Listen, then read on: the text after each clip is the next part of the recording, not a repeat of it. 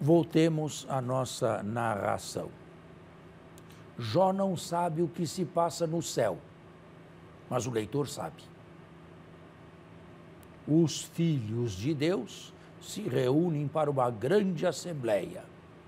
E lá está Satã também. De onde vieste? Acabei de percorrer a terra e dar um giro sobre ela.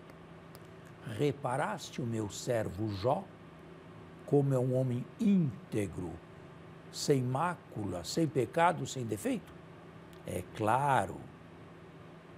Quem não o bendiria se o coroaste de bens materiais, de riquezas, de família, de muitos filhos, de muitos animais?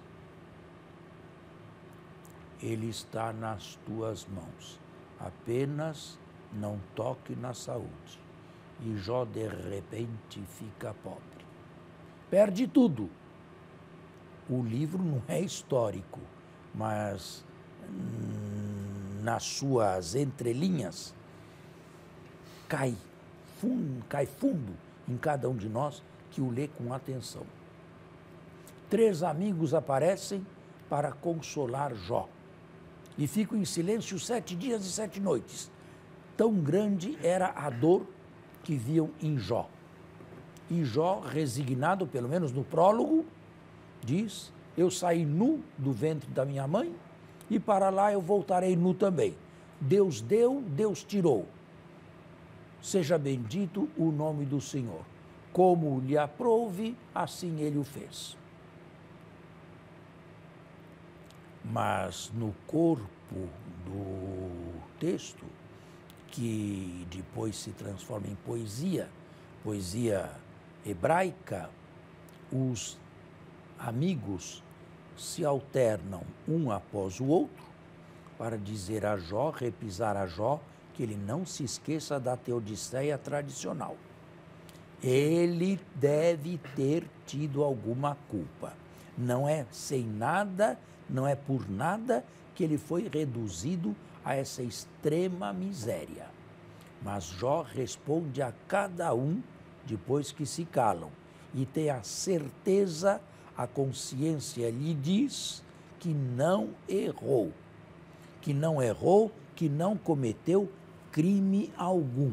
Eu gostaria, a este propósito, que você lesse para o telespectador um capítulo, acho que é o único capítulo, que é um exame de consciência que Jó faz. É o capítulo 31 do livro de Jó. Você é capaz de ler? Uhum. O primeiro, versículo primeiro? Não, vai lendo. É inteiro uma confissão. Eu tinha feito um pacto com meus olhos para não olhar para uma virgem, que galardão me reserva Deus lá do céu, que herança, ó Shaddai, lá dos céus. Acaso não é o desastre para o criminoso e o infortúnio para os malfeitores? Não vê ele os meus caminhos? Não conta todos os meus passos? Caminhei com a ilusão, acertei passo com a fraude?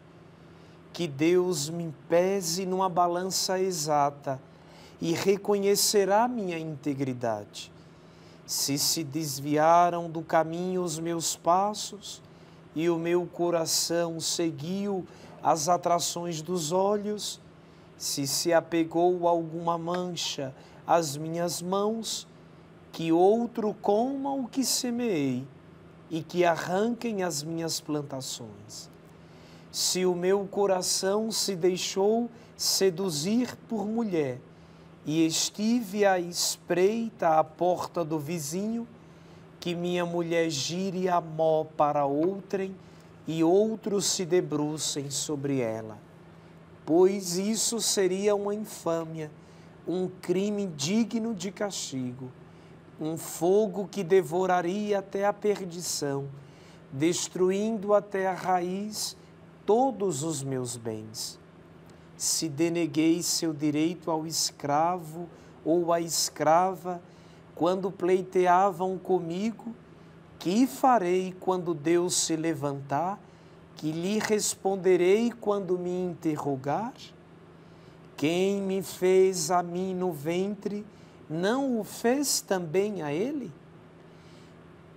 Quem nos formou a ambos, não é um só?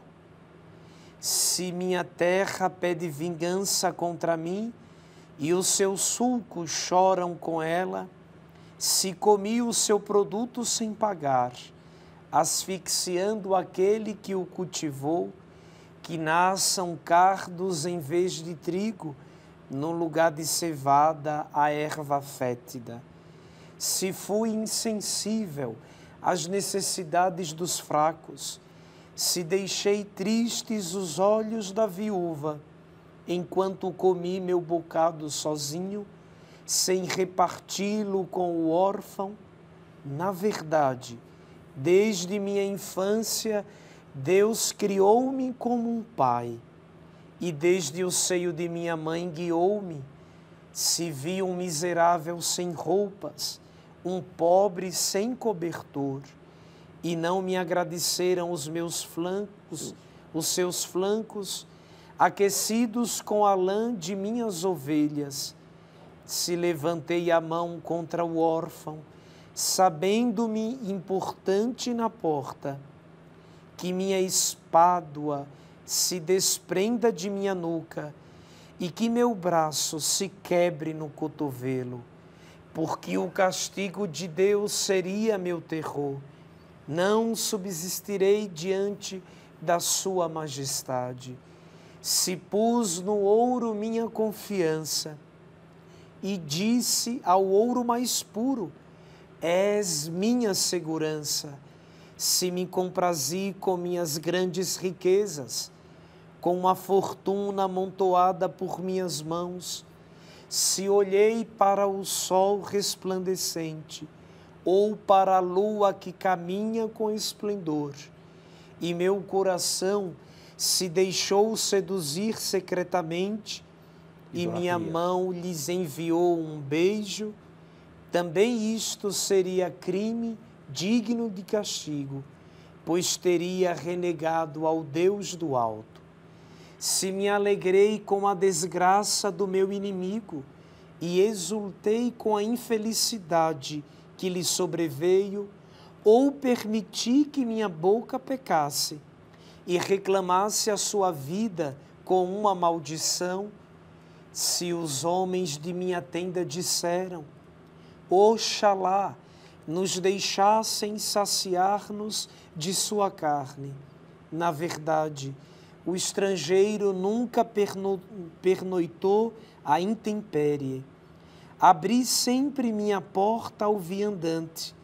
Se ocultei meu delito aos homens, escondendo no peito minha culpa, por temor, diante da gritaria da multidão, e por medo do desprezo dos parentes, a ponto de me manter calado, sem pôr os pés fora da porta.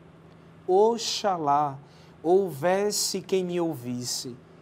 Esta é minha última palavra. Que me responda Shaddai. O libelo redigido por meu adversário levá-lo-ia sobre meus ombros, atá-lo-ia como um diadema, dar-lhe-ia conta de meus passos e aproximar-me-ia dele como príncipe. Fim das palavras de Jó. Já tinha lido este capítulo? Já, a teologia. Não é um belo exame de consciência? Sim.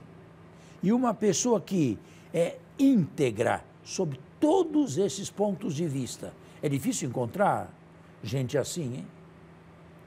Uma pessoa dessa merece sofrer como Jó? Certamente que não. E, pelo contrário, malandros, pessoas absolutamente abjetas, pessoas que gostam de fazer os outros sofrer. Estas pessoas têm a vida com o vento em popa. Reiteradas vezes é o que nós presenciamos, não é verdade? Olha o que está acontecendo no nosso Brasil, para não irmos muito longe, para não atirarmos pedra no telhado dos outros. Está aí. E, no entanto, iam de vento em popa. E os que estão na cadeia são uma pequena amostragem, porque o mal é muito maior. Não é? Como é que a justiça divina se ocupa deste mundo? Deus continua castigando os maus e premiando os bens? Não. O livro de Jó desmente tudo isto. E, consequentemente, cai por terra a teoria da retribuição. Cai por terra a teoria da velha teodiceia ou da restituição neste mundo aqui. Só que o livro de Jó não dá solução. A questão fica em aberto. Ele elimina o problema, ele não aceita mais o que veio do passado, o modo como se julgava Deus, mas não tem resposta alguma para dar, porque não tem ainda o autor deste livro uma visão do além, do após a morte, de uma vida após a morte. Vamos ter que encerrar o nosso programa, voltando, quem sabe, ao mesmo assunto na semana que vem. Muito obrigado a todos. Você e a sua família que nos acompanha, um bom domingo, uma boa semana. Esperamos encontrá-lo de hoje a 8 dias, com a graça de Deus.